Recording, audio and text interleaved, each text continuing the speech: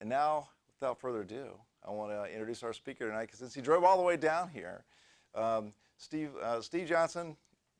First of all, just to tell a little story on myself, when I first started off in product, he was an instructor for Pragmatic Marketing, I guess it was called at the time, and that was my first introduction into product management, product development. So, and it's been a great road since then. So it's great to see people like that still around the industry, spreading the product love, as if you were, and good knowledge. So without further ado, Steve, I'm going to hand over to you, and I'll swap your presentation. I went around the country and ended up in Los Angeles, which was our corporate headquarters, and I'm doing my training, and this guy walks in, and at the break he comes up to me and says, "Who are you and what are you doing here?" And I said, "Well, I'm Steve, you know, I'm from Virginia, I'm doing sales training." And he said, "That's not your job. That's the product manager's job." And I said, "Really? Why isn't he doing that?" And he agreed, and so he fired the product manager and made me the product manager, whatever that is. How many of you got into a job called product management or product owner or product manager and no one knows quite what you do? Anybody? Sometimes including yourself. You know, it's just like, wait, I do that? Take it up to the goal line. Yeah.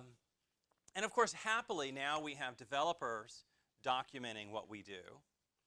It's called product owner, right? If you put a bunch of developers in a ski resort in Colorado or Utah, they're going to say, here's what we think product managers do. And that is reading aloud from Jira. Right? And they say, I need you to sit next to me and answer my questions in real time. And you know, you step back and you go, you know, everybody wants that. Everybody wants their personal Wikipedia. So if I go to sales and I say, well, you know, hey, sales guys, I'm trying to define this role that I've taken on. What do you think product managers do? What do you think salespeople are going to say? Help me sell product. Go on sales calls with me. You're great in front of customers. Read aloud to me from SharePoint. You know, have you gotten that email where they say, I need this document, could you just email it directly to the client and bypass me entirely because, you know, I'm not really adding any value here. So if sales defines, you know, your role, it's like your role is to be sales support, which already exists. It's a role called sales engineer. If development defines the role, they say, well, your job is to support me. And we already have that role. It's called business analyst. But now it's called product owner. Either way, neither one of those is engaging with the market in meaningful ways. And people say to me, well, you know, I get a lot of good insight by going on sales calls. And, you know, you kind of do, but you mostly get insights on where the disconnect is between your seller and your buyer. But what's truly interesting is when you've got that opportunity, you're finally visiting a client, you're in front of them, and you say, you know, hang on just a second. Before I get to the presentation, I'd like to ask you some validation questions. We're considering fixing our abysmal reporting structure, and we're hoping that you'd be interested in maybe using a third-party vendor like Crystal Reports. And is the sales guy digging this whole conversation? He's like, shut the hell up and sell what we have now, doesn't he? Oh, no, he doesn't. He says, show us the roadmap so we can sell what we're going to have. Have you noticed that car salespeople almost never do that? You go to a car dealership and say, you know, I'm looking at the 2020. I know that I'm not yet, but I'd like to get some facts about it. I mean, it's like, 2020? Dude, it's 2019. I've got a 2019 on the lot right now with your name on it. Let's just take it for a drive. And, you know, 17 hours later, you're driving home in a brand new 2019, right? They just wear you down. But they always sell what's on the lot, and yet we almost never do. Funny. So I'm going to talk about what is and isn't product management. And one of the things that, no, I'll come back to that. Here's my coordinates. If you want to follow up with me or say something caustic back to me, feel free to shoot me an email at sjohnson@pragmaticinstitute.com. My history with Pragmatic was I was the first instructor hired. I spent 15 years traveling and training probably 40,000 people, many of whom remember me more than I remember them. And then about 5 years ago, I started my own company and did application of those methods, and then recently rejoined the company as the VP of Product. So we've got a whole bunch of really interesting stuff planned for 2020. Let me show you the roadmap. Anyway.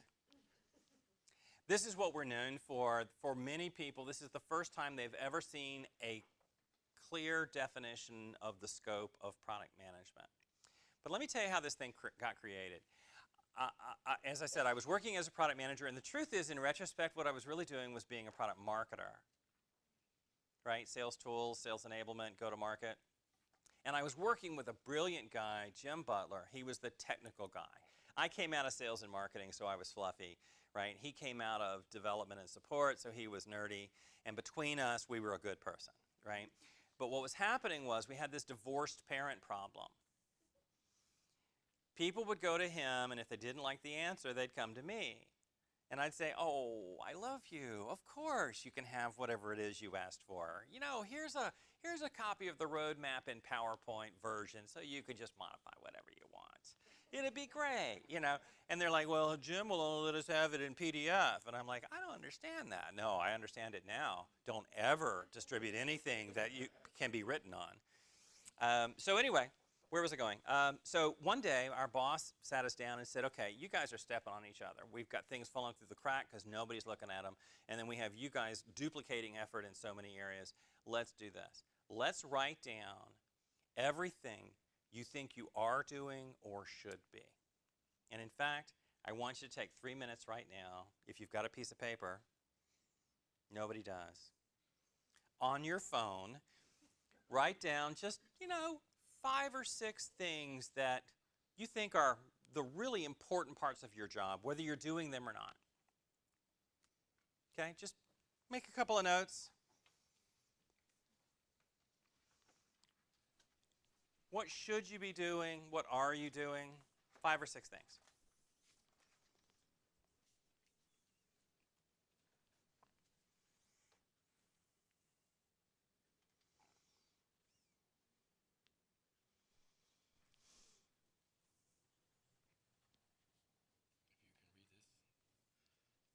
Good, good, good.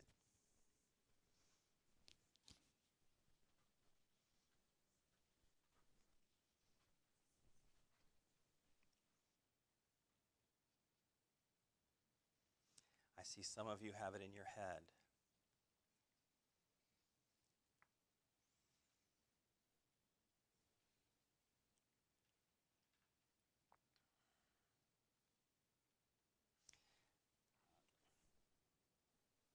I'm interested in how few of you looked up here and said, well, here's a whole bunch of good stuff I could have written down. But this is what came from it. We wrote down all the things we were doing or should be doing, and this pragmatic framework resulted. But, it really is an interesting question. What would you say you do here? I deal with the damn customers. So you take the specs from the customers and take them to the engineers. Anyone? Anyone? I got people skills, damn it. Exactly. I find this hysterical that this movie is still known. This is a 20-year-old movie, and my teenage children turned me onto it 20 years ago, and I'm like, they should not enjoy this movie. I mean, it's like a movie of Dilbert. Right? And they shouldn't understand Dilbert either, but I think maybe it was just all the swearing. So if you like swearing, you'll love this movie, and if you don't, you will not like this movie. But anyway, you write down a few things, like I said, and you look at, I'm going to give you a tool to take the things you wrote down and see whether or not that is product management. So let's see where we go. It seems like a lot of our time is spent shooting down bad ideas. They take the form of, I might be able to close a deal if you could commit to this. Or, God spoke to me in a dream. Or, I was thinking of you and the product today while I was in the shower. And you're like, okay, stop doing that. You know, the cloud's really hot right now. We should be cloudy or sassy or blockchainy, right? I talked to somebody recently and said, we need a subscription product. I'm like, okay, well, see, subscription is not a solution. It's a pricing model. What the problem is we would like to get $50 a month from everybody. That's the problem. But that's not actually the market's problem, is it? They're not like, I wish I could give you $50 a month. There's a problem in there somewhere. Maybe that's why it seems like we spend so much of our time cleaning up after others. In fact, the typical product manager says they spend 47% of their time in unplanned activity. You know, you started the week so wonderfully. You had maybe even like a stand-up, and you said, okay, here's what I'm doing this week. And then Monday afternoon, your week is shot because you've been pulled into, yeah, but somebody's got to be here sort of a meeting. You know, we need an adult to break the tie between these other people. Or we've got a really important meeting. I need you to come in and read our open bugs and determine whether they're a Sev 1, 2, 3, or 4. Because apparently the people who are in that group cannot count to 4 and can't figure out that this is all pretty clear to everyone else. You can see how I make such friends in the companies I visit. Anyway, it seems like we spend an awful lot of our time cleaning up the messes of others in our janitorial role, or maybe it's putting out fires. But do we want to put out fires or put out products? It seems like we are so obsessed with the now, we haven't allowed ourselves any time to think about what's next and what's beyond. So, here's my question. Who in your organization is expert on markets and problems? Is it sales? Are salespeople expert in markets and problems? I mean, at best, it's like, this guy has a problem, he's got money, I want it. We need to solve that problem, right? But, and I apologize. I don't mean to diss on sales. It's just so easy. And the reality is, they don't know the market. I was in sales. I didn't know the market. You know what I knew? The deals I was working. That's not the same thing, right? But if you go to your office and say, you know what, I declare myself expert on the product, no one will believe you, right? I mean, who's the expert on the product? Anybody? Well, you would think. I'm thinking developers. Developers say, oh, no, hang on, Mr. Fluffy Man. I'm the expert on the technology, which they equate to product, right? If you say, well, who's the expert on the market? Almost everybody says, well, I think that's sort of sales, as long as you define the market as people they talk to this week. But I don't know any executive team who says, I understand the expertise of problem. Who's the expert on the problem? And that's my challenge to you all. At Pendo last week, they've got a great line, and I love it. It's like, you know, product love, be all about loving your product love. For product managers and product marketing managers, it's problem love. We want to be loving on that problem and being the expert on the problem. And so I'll get to that here in a second. If you haven't read Marty Kagan's book, it's fabulous. Read Inspired version 2. How interesting that his revision is a software version. But anyway, countless people with the title product manager or product owner are not doing the job their company needs them to do. You know what they're doing? The job that other people are asking them to do. Other people's urgency has become your urgency. And I'll give you an illustration of that here in a second. Here's what keeps your executive team up at night. So many of the things that we concentrate on a daily basis have nothing to do with these three things. What's keeping them up at night is, how do we sell more of what we've built? Can we build what we need to build? Can we build what we've planned to build? And frankly, are we planning the right things? Can we sell what we have? Can we build what we need? Are we planning for the future? And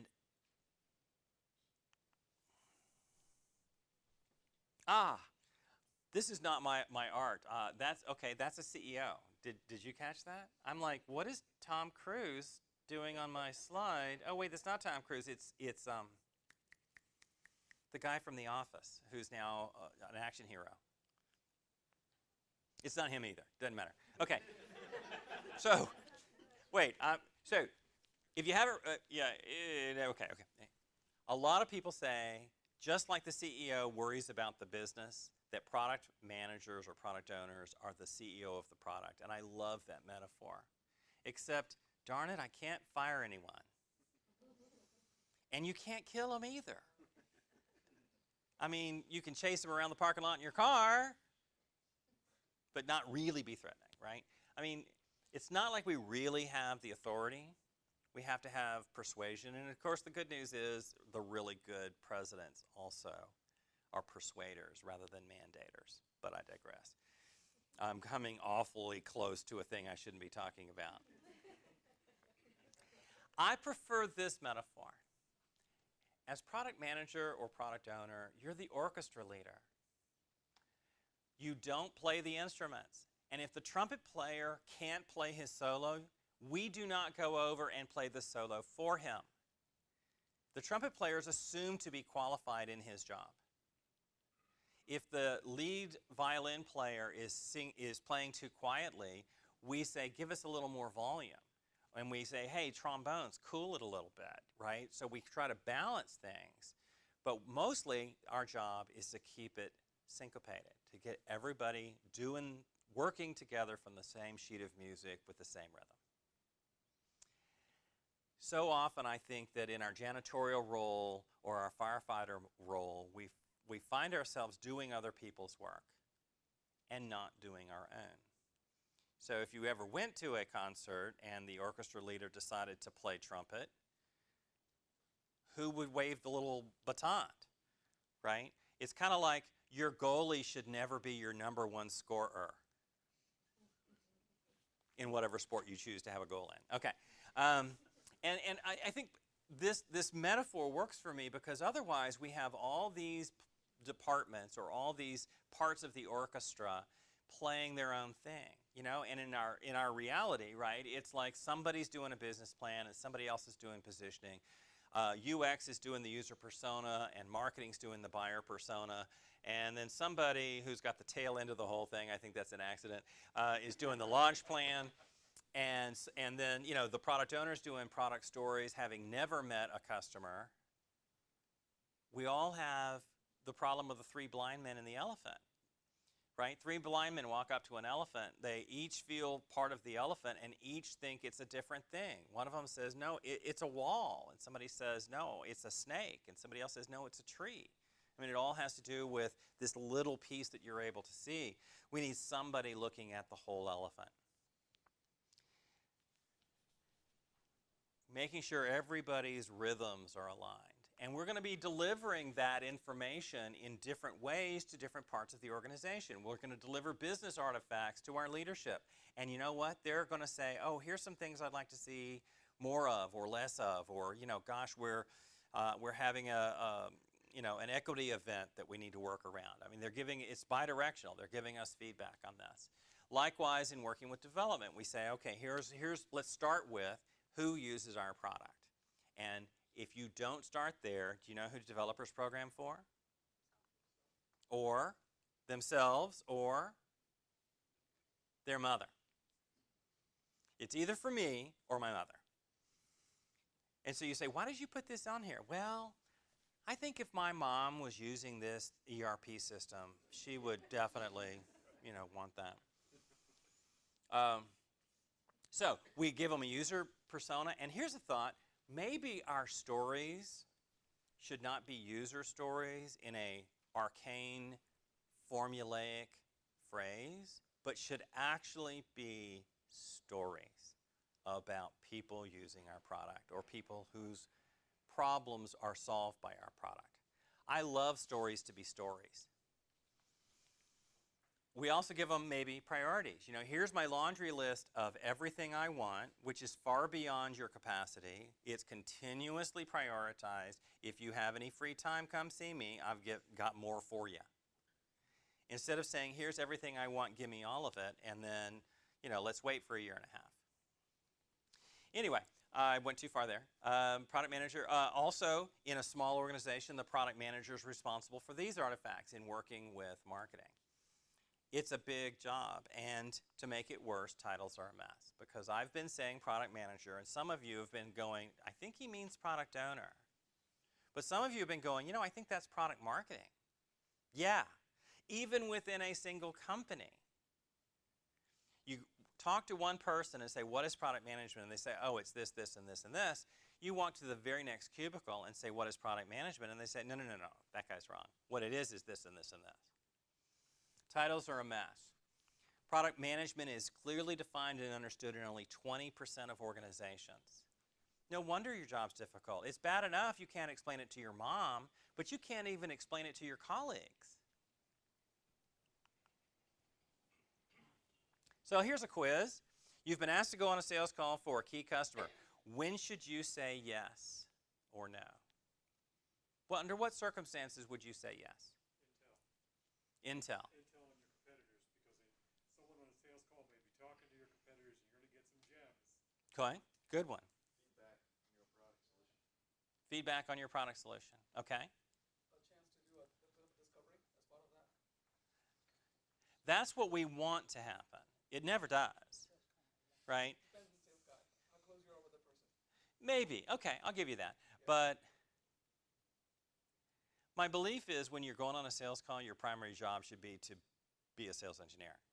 Go on the sales call. Be in the sale, right? What I do like about sales calls is you can always get travel money for a sales call. Right? If I want to go from here to Durham and get reimbursed for mileage, no, for gas, the answer is no if it's fourth quarter. But if there's a sale falling apart in Redmond, Washington, where am I going 3 hours from now with no, 2 weeks in advance sort of notice, right? If there's a sales in jeopardy, you have an unlimited travel budget. And all I'm saying is, after the sales call, stay one more day.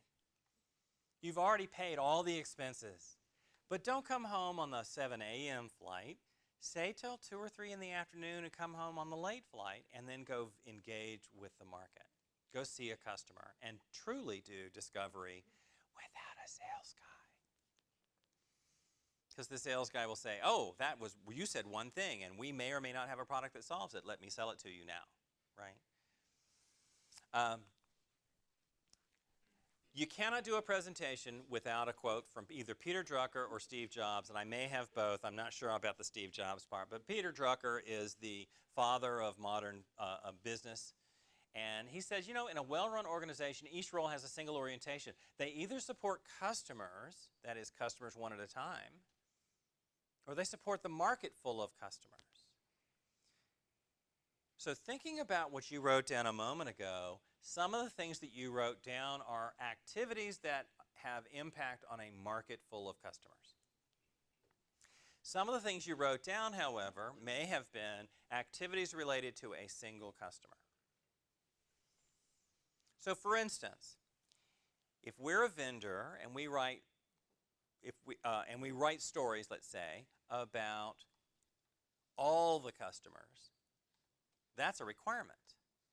But if we write stories about a single customer, that is a statement of work. Does that make sense? Yeah, I will. I was working in a company, consulting with a company, and they said, it's interesting you point that out because our product managers write all of the statements of work for professional services. Does this seem odd to anyone? I mean, it's the same kind of work, right? You just, instead of writing it for a market, you're writing it for a single client. Same kind of work. I'm like, why is that? And they said, well, the sales team was taking the professional services people on sales calls as sales engineers. So the VP of services had a hissy fit and said, salespeople can no longer use services people for anything that is not billable. So anything not billable became part of the mantra, and they said, you know what? Writing a statement of work for a client is not billable.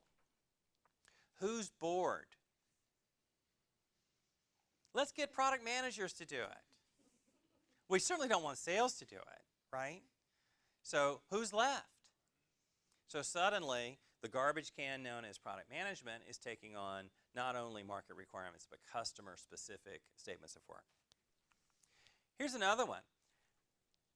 Anybody get involved with big RFPs? Yeah. Why?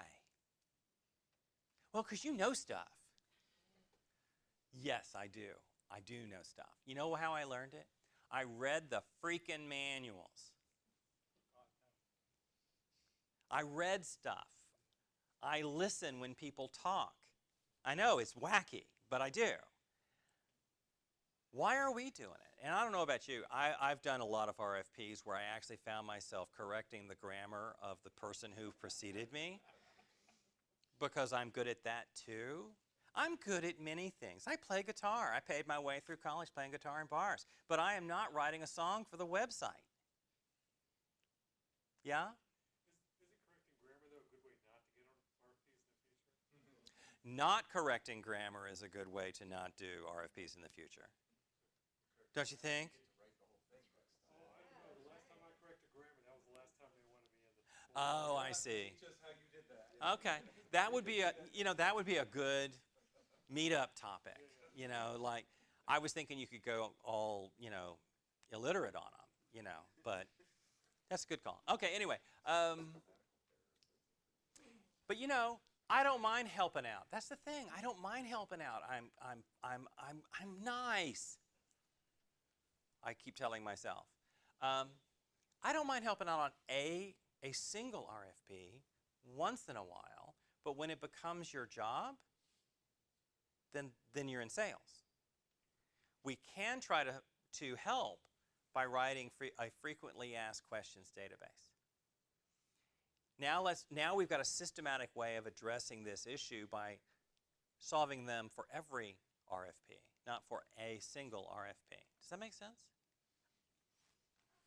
So if you think about what you wrote down earlier, and this is something you could do tomorrow because why not, right? Write down all the things where all of your time goes when you've got, a piece of paper. And break it into these two columns. How many of the things that you're doing are in fact customer specific as opposed to market specific? And I'll show you why here in a second. So tomorrow when you've got Post-it notes and a pad or a big honking white board, which is freaking me out because I totally want to touch it. Do you mind if I drink your drink? Vodka. Interesting choice. Okay. No, it isn't. You'll end up with something like this. Yeah, I am doing some statements of work for some people, and I don't know, I am demoing the product for the client, once in a while, like 3 times a week. And, I'm doing some other things, like prototyping and ebook and researching the market. I'm doing a lot of things. The thing is, stuff on the right about delivery isn't product management. It's sales. The primary role of sales and services and support is delivery at the customer level. I want to be a good guy. I want to help them out. But are you so busy helping them out that you're not doing what you were hired for? So let's look at what's left. If you take what's left and cut it in half, the market stuff, there's 2 parts of this. Some of it is about problem discovery, and some of it is about solution definition. So for instance, as you called out, we do customer discovery. And that's a misnomer. I really am unhappy with this word that we've chosen to use here because it really should be market discovery. Discovery of problems in the market for a large number of customers. And this word customer means to some people talking to a customer.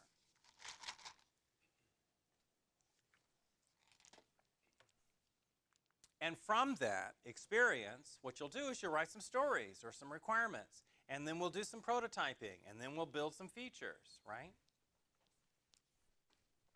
Likewise, if you've done anything with Pragmatic before, we are wild about win-loss analysis. Here's my favorite stat. The typical high school football team spends more money on win-loss analysis than the typical software company. Isn't that appalling? And think about it for a second. If you were the coach of a high school football team and you showed up and said, now what is our budget for win-loss? And they say, oh, we don't do that. I mean, you wouldn't even take the job. I mean, they do win-loss analysis immediately after the game. And you know what they're doing? They're not looking for mistakes made once. I mean, sure, sometimes you drop the ball. I mean, sometimes you get hit really hard.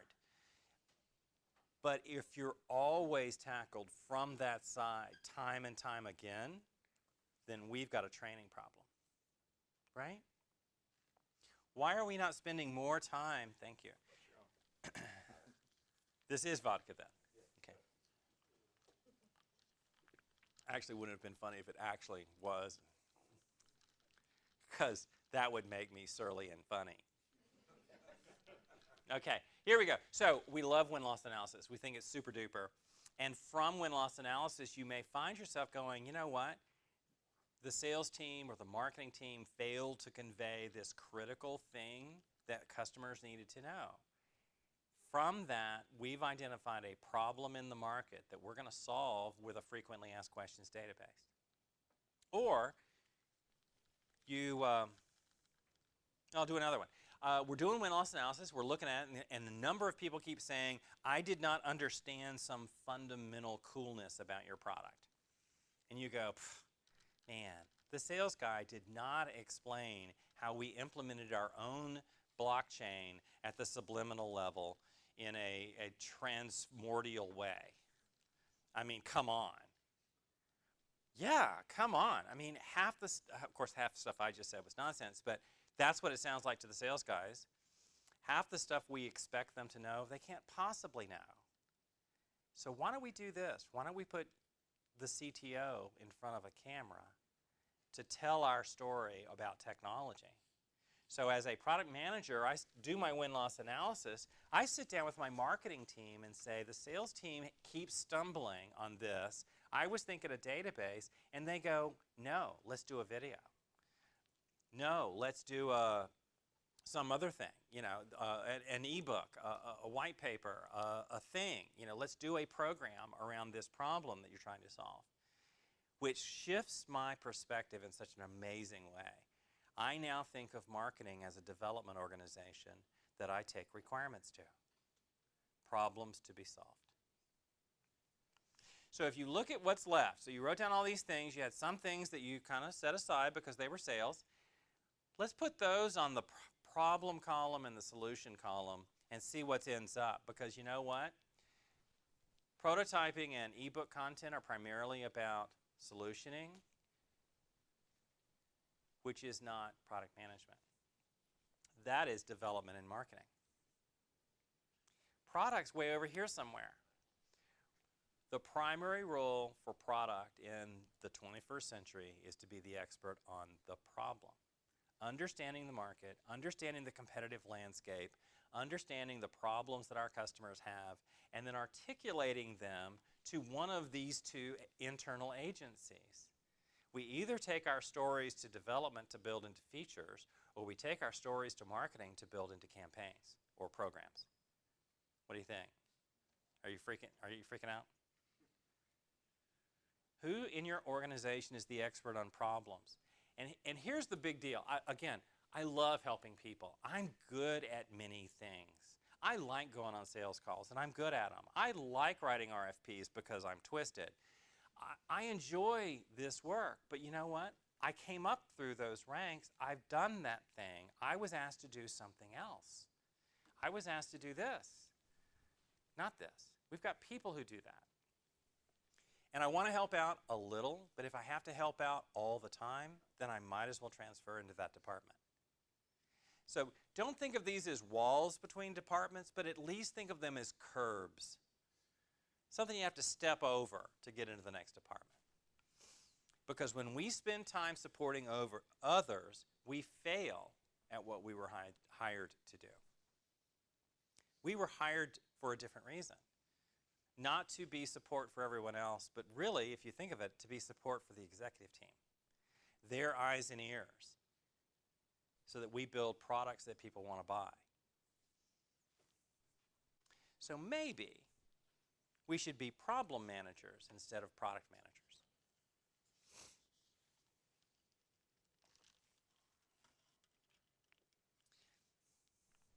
You ever gone whitewater rafting? Okay, you totally should. Good on you guys. Because the best rafting is right here. I mean, you got to go to Asheville for it. But the Nantahala is like the best day you'll have outdoors. It's great. So a few years ago, I took my nephews, whose father has passed on. I took my nephews down Nantahala, and they wanted to sit up front so they could steer. And I let them.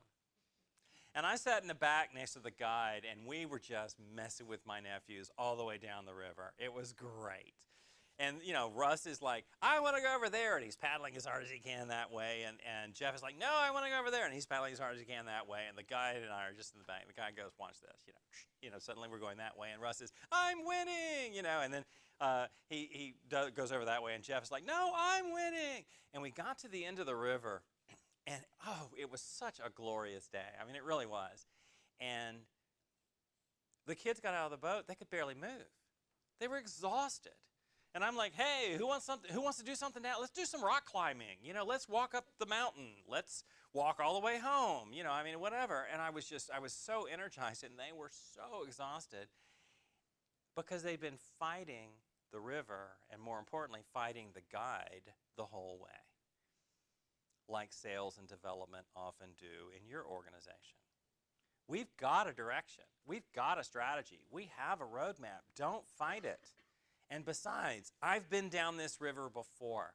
I know where the rocks are. I know where the eddies are. I know where the fun, family-friendly rapids are. And I know where the not-so-fun, do you have your helmet on rapids are. The product manager is like a guide who takes us down the river, because I've done it before. I like that metaphor. But titles are a mess. I've been saying product manager, and some of you have been hearing product owner or business analyst or, oh, but what about me? Here's a simple way to get there. Instead of saying, I have this title, what should I do? My answer is, well, I don't know. What do you do? Because if what you do is identify and articulate market problems, then you're in product. If what you do is design solutions that take the form of programs or campaigns, then you're in the solutions column, which frankly I think is where a lot of business analysts are, and maybe a lot of product owners. Are we really discovering problems, or are we really just writing down somebody else's problem that needs to take the form of, as a user, I want a feature so I can have the feature I want? And if you're dealing with customers one at a time, you're over here. So somebody says, well, but Steve, I'm a solutions architect junior 3. All right, what do you do? Well, I deal with customers a lot. Welcome to sales or services or support. It's an interesting way to think about titles. And they go by many names. You know, sometimes we call this product management. More and more, we're seeing product marketing taking on the strategic role because product managers became product owners, became nerds, and became part of development. In many cases, we've become business analysts. And so product marketing is like, dude, I can't do my job if you don't tell me what's going on in the market. And they're like, dude, you know the last time I was in the market? I'm not allowed out of the dev lab. They've got me chained in there now. I can tell you about Jira, though. We've got some killer add-ins. So maybe this is product management, and in your organization, maybe it's product marketing, and then, oh, wait, just because that wasn't enough, let's start throwing other words like offering management.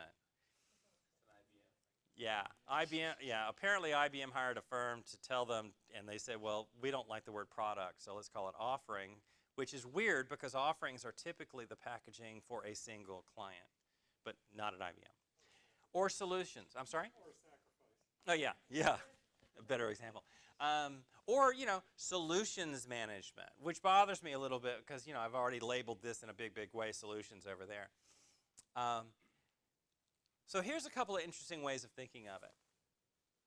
What if you cut that problem thing in half and said some of the problems we're worried about are about the products of the future, and some of the problems that we're concerned about are about the products we have right now? Like, the products we have right now we're not selling as much as we would like.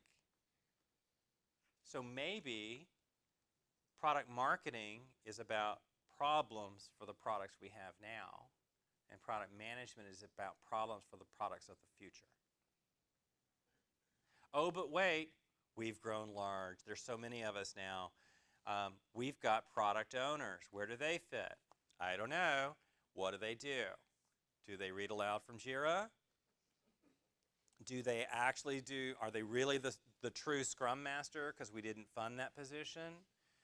Are they really project managers? I don't know. But here's a way that I think about product ownership.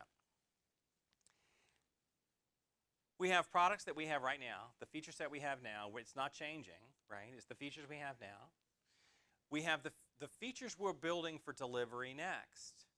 And we have features or products that we're going to be delivering in the future. And when people say these words to me, I say these words in my head.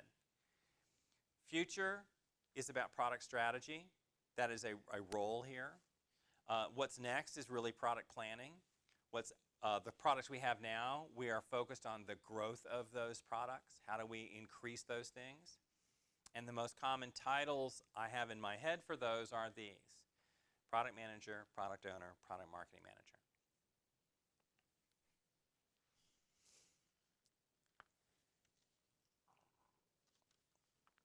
But you know what I really like? I'd like to be a product strategy manager or a product planning manager or a product growth manager. So did I tell you about my daughter? So my daughter's a product manager. She broke it off with a guy over this issue.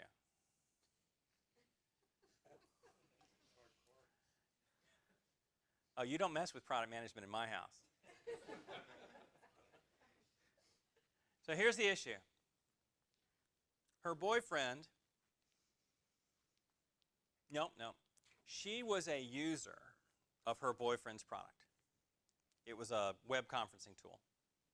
She called him one day, said, "Hey, product marketing manager for this product, tell me what's going on with this thing. I'm trying to do this capability, and there's a button on the lower right-hand corner that seems to be the button I would click, and it doesn't do what I expect it to do. What the hell's going on?" And he goes, "I don't even know what you're talking about." And she's like, "No, that's fine. Just run it, and we'll set up a little web conference, and I can show you what I'm talking about." And he's like, "I don't know how to run it. It's a business product." Well, wait, it's not. It's like two people, talk to each other through the miracle of the internet. I mean, it's sure, we sell it to businesses, but you should know how to use a web conferencing tool. And he's like, "Yeah, I've never actually seen it in production." She said, "We're done. I am done with you." And she tells me the story, and I'm like, "Yeah, sister. Yeah." I mean, how the hell can you do product marketing if you don't know a thing about the product? And so that became my new rule. You cannot have product in your title unless you know a product. And I think a lot of cases people said, "Well, I don't want to be a marketing manager because that doesn't sound as good as being a product manager." And in my company it was, no, you can't have the word product in your title until you're an expert in a product. Oh, well, it's tough to be me. But with clarity on roles, we can plan the right products, we can build what we've planned, we can sell what we've built, because you know why? We've got specific roles focused on it. That's the other difficulty, and I think, Dean, you've talked about this in the past. We have this one title that we use to cover this amazing range of activities. We're asking you to plan the growth, drive the growth of an existing product, plan the next release of our product, build new products, all with the same title. No wonder everybody's confused. And in your sales department, they have more than one title. They don't just have sales reps, right? They have specialty roles. Why don't we? Well, we're getting there. And the titles I like are these. And oh, by the way, the other thing I like about these, do you know the 3 horizons model? Okay, that's some of you. Then I won't teach it, and I will say what's also great is each of those aligns with Horizon 1 or Horizon 2 or Horizon 3. And so next time you're together, talk about Horizon 3. It's really cool. Okay, pretend I didn't say that last part because I'm the only 3 of us knew what I was talking about. So here's the final picture that you've been waiting for. I probably should have just said don't take pictures yet, but here it is. Here's my view of the org chart. The reality is the product growth people work with marketing. And you know what? Product planning probably works with marketing too. You know, getting them ready for what's coming. I mean, we don't like the throw it over the wall kind of a launch that we've done in the past.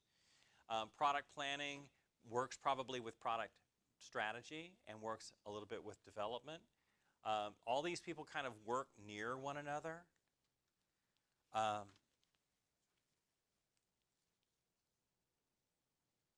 It's an interesting way of thinking about product of any activity, just out of the blue, looking at the things you wrote down, you can say, ask yourself, is this problem or solution or delivery? Is this now, next, or future? Is it about the market or is it about a customer?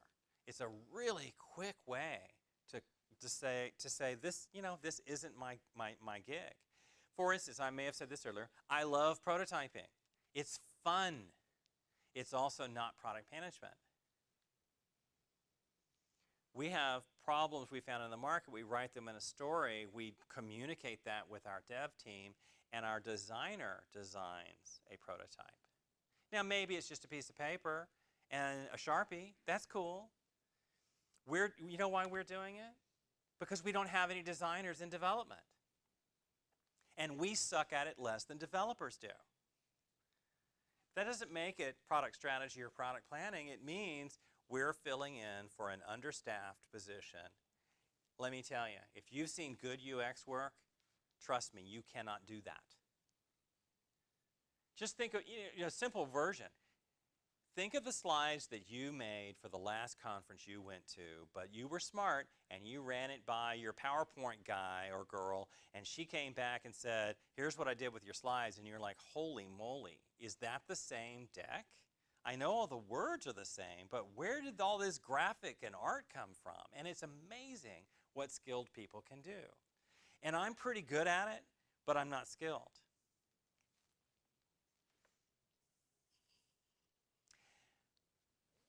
When my kids moved out of the house,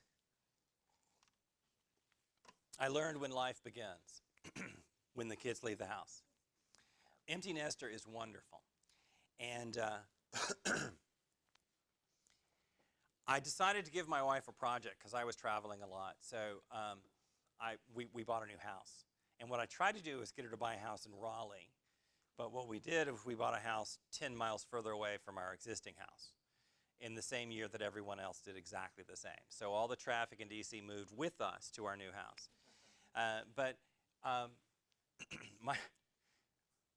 Before we moved in, we had plenty of time before we moved in, I painted every wall in the house eggshell white. My sister, who is an interior designer, came over and said, you have got to paint this room. It's too big. It appears too big. You need to paint it like ecru. And I'm like, what is that word you said? Is that like a swear? I don't know. I mean, what is ecru? And she said, it's kind of a dark white. All right, you're just using made-up words now. I mean, this is crazy. And she said, no, the problem is this foyer, it feels like it's a two-story foyer or whatever you call that. Anyway, it's just too big. So if you made it dark white, if you made it that ecru, it would bring it in. So my wife hears this thing. She comes out and says, oh, no. Steve doesn't like any color but eggshell white. And I said to my sister, no, I don't trust Susan with any color other than eggshell white. Because Susan, my wife, has flair. My sister has skill. And I have neither. You know, I mean, I'm not even playing, right? But what we do is we like to go to, like, model homes and just steal their tricks. I mean, they're like, ooh, see how they made a curtain without any curtains on it? That was cool. Let's do that. You know, we can copy, but we can't design. And I think that product managers do exactly the same. We can copy. This is what Facebook did. Let's do that. And just not steal, you know, people's information while we're at it. Or go ahead and steal it because maybe that's your business model. But we can copy stuff, but a designer designs. And it's a specialized skill. There are specialized skills in every one of these departments. And we, because of our product knowledge, get pulled into a lot of those departments. But I argue we should be advocating for development having UX designers. We should be advocating for sales to have adequate staffing and sales engineers. If you have a complex product with a direct sales force, the industry best practice is 2 salespeople should share 1 sales engineer. The actual industry average is 4 salespeople share 1 sales engineer. So that tells us best practices, we need another sales engineer. Where are we going to get another body? Boom, product managers. And that's why we're traveling so much, some of us. So when you get an opportunity, here we go. When you get an opportunity, write down the kinds of things that you're working on. And then categorize the activities. Where do they fit in this schema?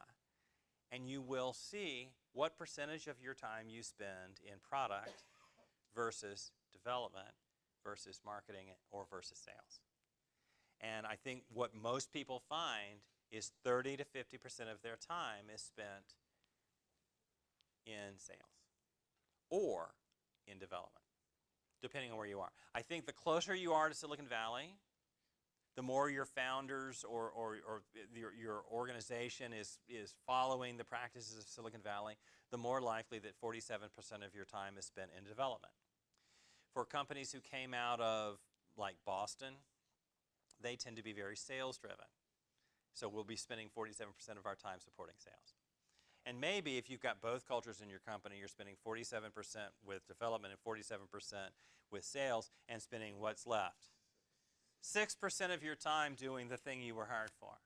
And at the end of the year, do they go, wonder what that person does here? He seems to travel a lot and read aloud a lot. But if one team doesn't do its job, other teams have to fill in. But as I said earlier, you don't want your goalie to be your top scorer in soccer. We don't want product management to be the top sales rep. So think about what your activities are and think about who should do what. And it's a very illuminating thing for a discussion with your company, with perhaps your leadership, to say, I'm doing a lot of my, well, you know, here's the other, I'm sorry. You can articulate, I'm spending a lot of time doing sales engineering, a thing I didn't think I was being hired for. And the difference between a product manager doing sales engineering and a sales engineer doing sales engineering is the sales engineer knew he was hired for that and doesn't resent every moment of it. But if we're doing sales engineering, many times we're like, I've got actual stuff to do. And it does seem that everyone assumes that your work continues on while you travel. You know, your computer just keeps typing things and road mapping and ganting and doing whatever. No, it's like, how come you're late on all your tasks? Well, because I haven't been here. I've been on a trip. Well, didn't someone cover for you while you're gone? No, there's no one. I'm it. Another quick road mapping story. My daughter said, I've got a problem. My CTO has decided to pull all of my dev resources and put them on a special project. And I said, well, that seems like it's going to slow down the next release. She said, yes. But my boss has said, you know, don't let this prevent you from shipping on schedule. So I had her update her roadmap showing how many developers were assigned to her project by week or month, and then just show a delay for that entire period of time. And at first her boss was incensed, and then she said, actually, this is pretty good. Let me take this upstairs. And what we've learned, those of us who have been in this business for a while, if you pull resources from one dev team to put on another dev team, you slow down the speed of both dev teams. This whole idea that people are fungible is bunk. Assign people to a product, leave them there till the release is done, let us finish one thing before we take on another. But our goal in product management should be this. Our goal is to systematically turn ideas into successful products. And there's a lot going on in that sentence, right? It's having somebody focused on the now, the product we have now. How do we increase adoption? How do we increase awareness? How do we increase sign-ups? How do we increase month-over-month utilization? How do you increase all of those things? That's an entirely different mindset than how do I make sure the dev team is empowered to deliver the next release.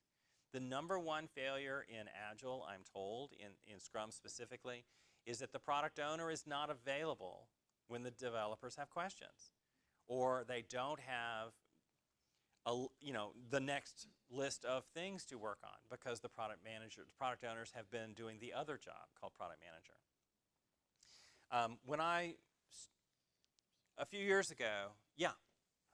You're missing a word in there. Okay. Our goal is to systematically turn good ideas into successful products. No, I don't think so. Go ahead, Dean. Jump in. Yeah, because part of this is the validating. 80% of our ideas suck. I mean, that's been said by 80%. 80%. Okay, fine, I'll go with that. I mean, Monica Hobby has given us the analytics, so has several other people at that level here. But we don't know they suck until we get them out there in tiny experiments. So let's get them out the door, let's get validated feedback, and now we don't have to sit there and worry about the hippo or the rhino prioritization. Say, here's your great big idea, we ran it out in a small experiment, here's what the adoption we didn't get. But you're actually saying the same things in a different way. From an investor standpoint, Yeah. I want to know it's a bad idea before I spend $500,000 Well, yeah, putting out a little experiment. If you're spending $500,000, you're doing development wrong. You're not doing it like Jez Humble talks about, getting the small experiments out for validation. You're a big upfront design. Here's the thing. Who knows what's a good idea and a bad idea, right? Can I give you an example? Sure. And this happened this morning at 8 in the morning. The client is a major player in logistics development. They're dealing with drones. They're working on delivering commercial products to commercial entities. Okay. Without telling you who it is, Okay. you can probably figure it out. They decided that a really good idea was to kill. Right now, couriers from supply chain companies deliver parts to your repair shop. So you order a muffler, courier goes out from a supplier, delivers it to the repair shop. It takes anywhere from 2 to 4 hours, Right. give or take. And a muffler, by the way, weighs anywhere from 20 to 55 pounds, depending on the type of vehicle. Wow. Okay. Give or take. How many people think that for a drone, that's a really good idea just on the surface? You haven't done anything, just your basic knowledge. How many people in this room think that's a really good idea? I don't know. What does the market data say? Have I concierge the idea? Anyone want to raise their hand? Yeah, but opinion-wise, Okay, it seems like a little airplane carrying a 60-pound potential bomb feels bad-ish. But hey, National Airport is still open, so Okay. we don't really, And that was from your standpoint, we should spend 15 grand. Oh, hell no, take not a even run. that. Look, Okay. you could concierge that But idea. however you want to phrase it, one phone call to the mechanic that I used, I said, hey, I don't know much about your business.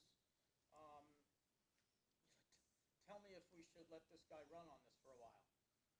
And it's a major company. You know what the biggest purpose of having couriers deliver their parts are versus a drone? Come on, you have someone in here who can think about sales and marketing? One person. Relations. do it. It's relationships. Yeah. So is it who knows? But so when I say good ideas, I'm not saying turn it down 30 seconds later. But one phone call, one mechanic told me he doesn't want a drone dropping off his parts, even if they weigh 5 pounds. Well, I agree with you. I also remember in the early days of, I'm old enough to remember when the guy pumped my gas.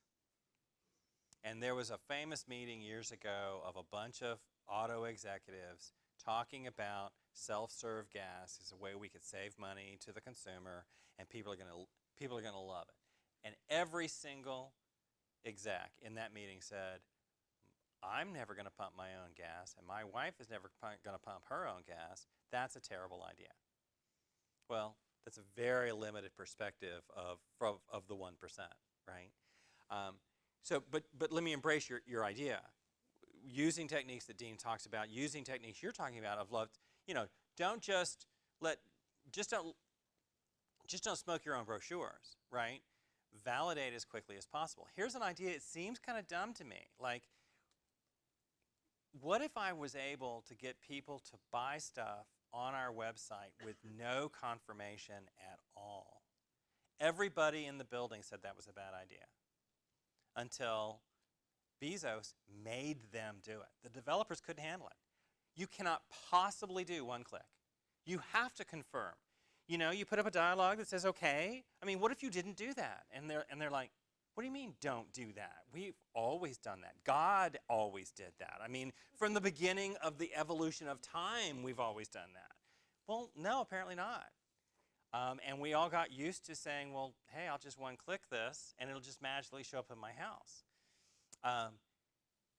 We could have validated, I think, pretty quickly that this was a good or a bad idea just by talking to some people who know the domain. So I agree with your statement. I also agree that what he's trying to avoid is let's not go 3 years and $3 million to introduce a bad idea and then go, oh, oops. So, for instance, a story out of our foundations course is about the Juicero mixer. Do you know? A juicer. So, those Keurigs are so popular right now. What if we made a Keurig for juice that was Wi-Fi enabled? Because everything is better with Wi-Fi. And so they've got scads of money of investment. They built a $700 juicer.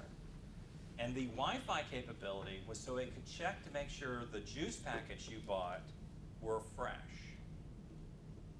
And all it did is it squoze the juice out of the packet into the glass, and people figured out it's a whole lot easier just to tear the top off the packet and pour it into a glass.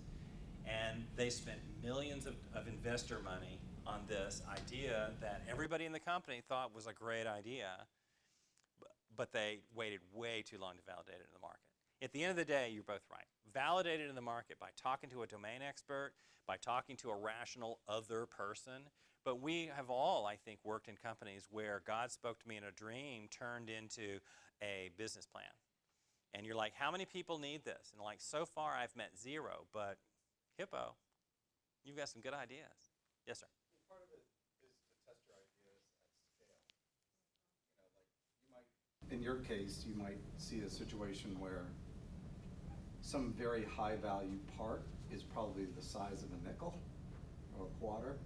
And someone might say, man, if you can get that to me with a drone in 10 minutes versus 2 hours, I'll take it, right? So we ran into, I'll give you an example. I'm with LabCorp, so we have patient service centers. Mm-hmm. We have kiosks in those patient service centers. And inside our product organization, we were talking about convenience for consumer, and we basically said, we came up with the idea of saying, hey, when consumers go up to the kiosk, especially females, they're looking for a place to hang their purse. So what do we do with this? And so we went out and got a command hook, an industrial strength command hook. We popped it onto the front of the kiosk, which is on a stand. And everybody was like, this is awesome. We actually went to a real patient service center in Durham and observed. Observation is your friend. A woman went up, hung her purse, And she's like, this is great. She said to the person from LabCorp, hey, this is awesome. It was probably about 500 consumers. Presented them the 2 pictures of how you would put it. And a gentleman on the call said, I don't like either one. So we said, what do you think? He said, I want a table. Because I carry my coffee into your patient service center. Man, I got my bag. I got a few things. Right. May want to set my kid there. And then we went back and we tested, and it was actually, the win was the table, The table, not the hook. Right. But everybody thought the hook was like, The bomb. yeah, it is. But At all. But instead of running it, you ran a small test. And that's my point, is testing at scale. Yeah. Yeah. Like, that's what we have to do, because we service, 150,000 consumers Well, a that's day. the difference, right? Between talking to one person or talking to a market, right? Right. Like Right. understanding That's right. the market That's as just opposed to reinforcing. understanding what one guy wants. Yes, Right. you're right. So Right. instead of a phone call, you took it to a center, and you saw some observations, you talked to some people saying, what's going on here? Yeah. And I would add to that, and we were talking, in your example, we were talking to the people likely to use it as opposed to ourselves or our spouses. So in the case of the self-service gas, they were talking to the 1%. They were not talking to, regular people. In the end, Yeah. we'll end up doing both, because the cost is, we're trying to, Can I ask you we're a looking at. curiosity follow-up question? Sure. Because it sounds like you're doing it. I'll see if I can help. Well, no, I've actually, I mean, I think we all have at one time or another. It's just like, boom, you get me. And that's what I learned in college was marketing. It was only later I found out that marketing is where T-shirts come from.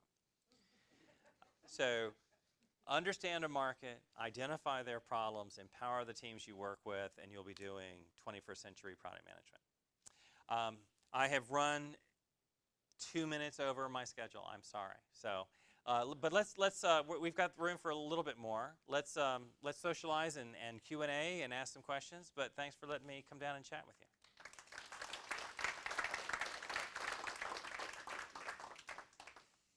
There's a big delta between I've never seen or used my product and I am the worldwide acknowledged expert on this technology.